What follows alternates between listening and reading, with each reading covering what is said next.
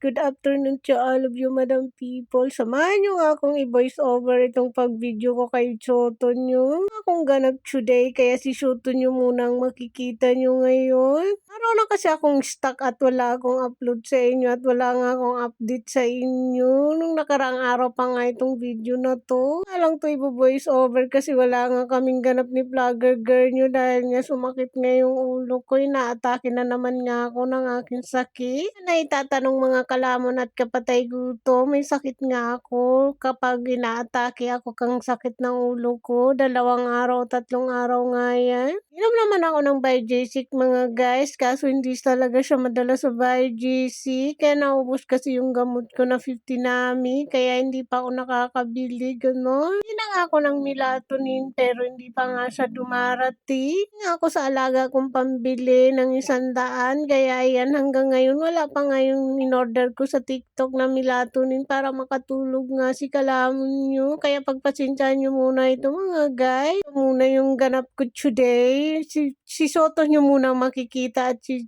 Jakey ba, ganon?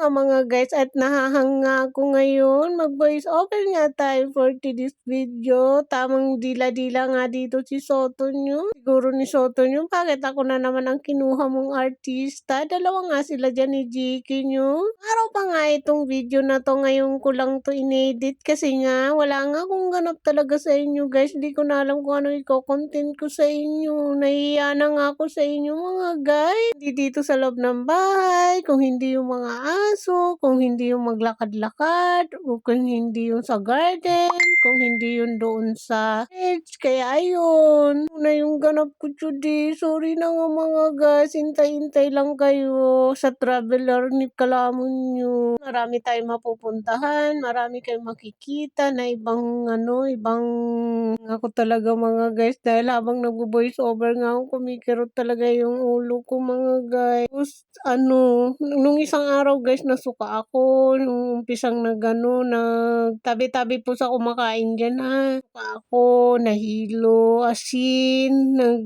trigger talaga yung pagkatao ni kalamon yung mga guys. Di ko alam yung gagawin ko nung umagang yun. Ginawa ko na lang guys, relax ko lang yung sarili ko. Naghanap ako ng pwedeng gawin. Tapos nagkape, kumain. Tapos pakakain, sinuka ko na naman.